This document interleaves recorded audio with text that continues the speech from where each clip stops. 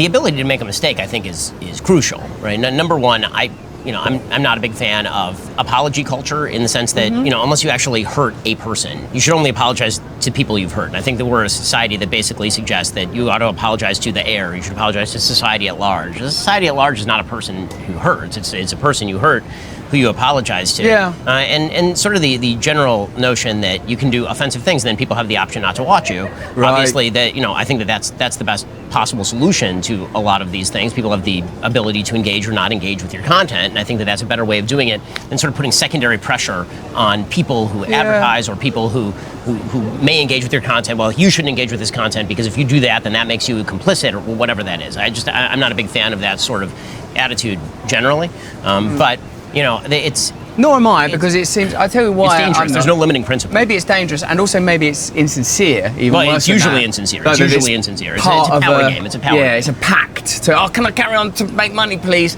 I agree with that. And it's more like instead of perhaps apology, maybe sort of gratitude. Like, be grateful to be in the world, be loving, be embracing, open-hearted. These are the kind of ideas that my sort of spirituality give me to aim towards. To direct my conduct and to direct my thinking. But I suppose what I'm trying to offer is that I can see validity in sort of many of the points along that journey, even though I wouldn't do now what I did then. And also maybe it gives me the opportunity, that if I was to speak to someone who was being sort of incendiary around a particular topic, to sort of say, I understand how you feel. I suppose, yes, it's this. How do we talk to one another with compassion and respect? Some grace, right? Some grace. So I think that the worst thing that happens in sort of the public debate now is the old tweet game, right? I hate the old tweet game. The old tweet game, which is okay, you wrote a tweet back in 2009, and it's now 2023, and I've destroyed your entire career by citing this old tweet from 2009. And it's a game I don't play, right? This you kind of game that they do on Twitter. Is this you? And then they cite a tweet from 2014 on a different topic that doesn't seem to be quite on point, but it's it's supposed to humiliate you and make you feel bad about what it is that you're saying. And again, I guess the question, the easy way to tell whether somebody's being sincere or not is whether they want an answer. If somebody were to come to you and say, Russell, explain to me what you were doing back in 2001 when you did that, what was going through your head? Yeah. And you told the story and said, okay, I understand that you wouldn't do it now. That obviously is something. There are a lot of service people who are affected. It was negative. It hurt them. And you'd say, yeah, I wouldn't do it now because I kind of see the downside of having done it. But you can see what I was trying to do. I see what you're trying to do, but it was that's a conversation. But that's not normally how it's approached. The way that it's normally approached is now Russell Brand. Now he's doing. He wants to be a guy who's warm-hearted and embracing and full of grace. Well, where was he on 9/11 when he was wearing the Osama bin Laden costume? Right. That's not a question. That's an accusation. And the difference between a question and an accusation is a matter of tone, but it's definitely there. And there's this C.S. Lewis says, and I think that this is right, he says this in the Screw Tape Letters, is that one of the best ways to undermine a marriage, and by extension any relationship, is to take your own words in the best possible light and take everybody else's words in the worst possible light. So you say something and your tone is negative, and the person gets offended by your tone. And they say, but that's not what I was saying because, it was me. And you have to take it at face value. And then they say something like, I know exactly what you meant. I can hear your tone. I think that's really, I think that we've become, as we've abstracted away from the local, you become abstractions to each other. The first thing that you said when we saw each other is, it's good to see you as a person, right? Not on a screen. Even the fact that we mostly interact with each other over screens is a certain level of abstraction. Being in person with somebody is, there's no substitute for just sitting across a table from somebody or being in a community with somebody. That substitute doesn't exist by phone, it doesn't exist by social media, it doesn't even exist by FaceTime. It doesn't. When I'm traveling and I FaceTime my kids, that's not a substitute for being in the room with my kids. It's not even close to a substitute for being in the room, which is why I've tried to minimize my travel, right? And so I think that's one of the things that one of the methods of the growing authoritarianism that we've been talking about is the attempt to create an ersatz sense of solidarity with people through mechanisms that were not meant to promote solidarity. Long scale communication it's better than nothing, but it's a hell of a lot worse than actually being with people and living with people and understanding those people. Especially because, again, you give more grace to people that you actually know, right? Yeah. If I've said this before, your uncle, you know he's a good guy, really good guy, and you know all the good things he's done in his life, and he tells a racist joke one time. Is he a racist or is he not a racist? And the answer is he told a racist joke one time, and it's bad that he told the racist joke, but maybe he's not a racist. You know him, and you can say, oh, that's Uncle Bob. You know, Uncle Bob, he says that kind of stuff sometimes, and I'll tell him that he shouldn't say that kind of stuff, but I know deep down he's not a racist. But if you see that guy on Twitter say the same thing, destroy his career, it's over for him, he's the worst person who's ever lived, we have to pile on him, because you don't know the guy.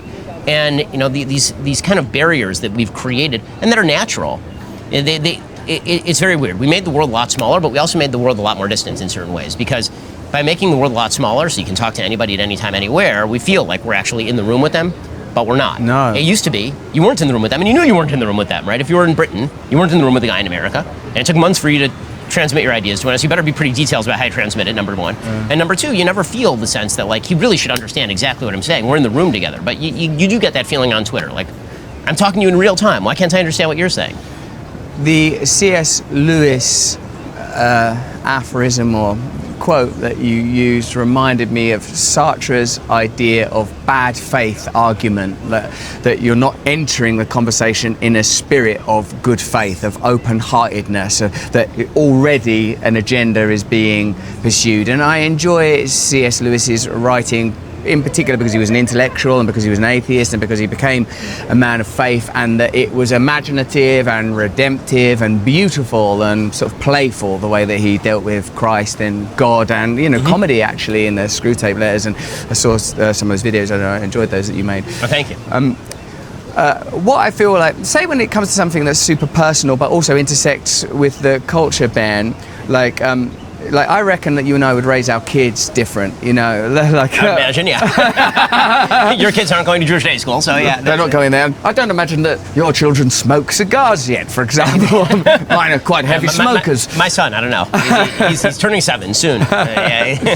With, like, say that perhaps, you know, one of the most contentious issues, and of course I have to tread so carefully around this subject, when I think of like I saw something on John Oliver the other day about, like, sort of DeSantis' sort of pose and, like, the particular, obviously I'm aware that it's coming from John Oliver, who's a comedian that I know and actually sort of deeply admire as a comic, and I like the sort of end point of his the bit, it was like a sort of, I guess, one of the 20-minute monologues that John does, was about, like, the sort of one of the books that's been extracted from the libraries as a result of the new legislation was like a book about 2 male penguins raising like a chick.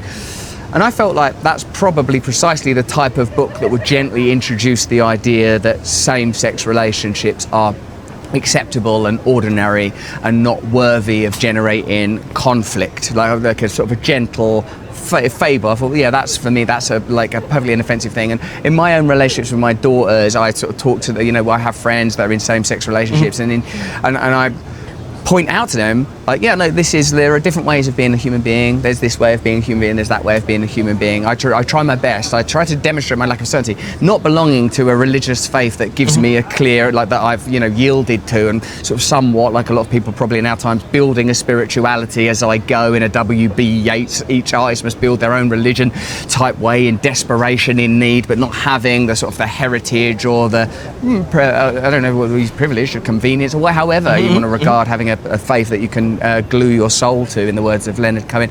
I approach it from a spiritual, humanistic, loving, revering way. Right. You know, that's how I approach that subject, right? And I also, like, I have friends that have children who are, like, identifying not as, you know, the born boys, identifying as girls and stuff. And, like, for me, I feel so sort of sympathetic, non-judgmental, open about it. Now, I see that as somehow distinct from the way that these things, again, how they play out in the culture on Twitter, where there seems to me to be a great deal of ferocity and judgment on both sides of that argument.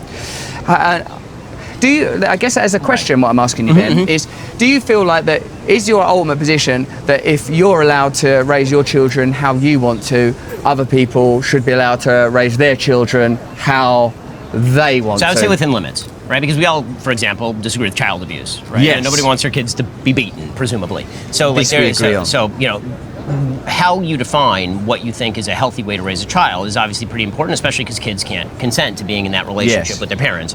And so when it comes to, you know, some of these very dicey issues about fundamental truths, you know, as we consider them, for example, males being male, female being female, for example. You know, the question as to what sort of treatment should be available to a child based on parental diagnosis or based on going to one particular type of therapist versus another type of therapist, like these are matters of public concern because, again, you are dealing with children and things get very, very dicey around children, specifically because they can't consent and make up their own minds on these sorts of things. So I would say autonomy, but within limits. And so the question is always, that's where the sort of controversy always lies, is what exactly where's the point of intervention? Right, Where are you happy for the state or some other set of values to be asserted?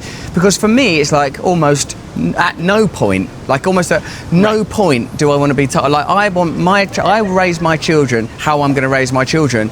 And I recognise that there'll probably be things that people won't agree with, some things that almost, like, you know, and I feel quite sort of almost angry, right. like just I'm raising them. I don't trust you. I don't trust your authority. So I think here, as a general rule, like as a general overarching rule of the universe, sure, because I think parents are the ones who are closest to their kids. I think that the rubber meets the road when it comes to what we perceive as child health or child wellness, raising kids in what we would perceive as a healthy way or a way that is conducive to their future happiness. And it gets very dicey, obviously, very quickly. And so I think the easiest position to take is a libertarian one, but I'm not a libertarian because, again, I think that there's a lot of situations in which active harm can be done to children by parents, and you do see that, right? And I think that's true from, for example, there are religious communities where they refuse to teach their kids math, science, or the lingua franca, the common parlance. Right? I think that's wrong. I think the parents should have to teach their kids in a society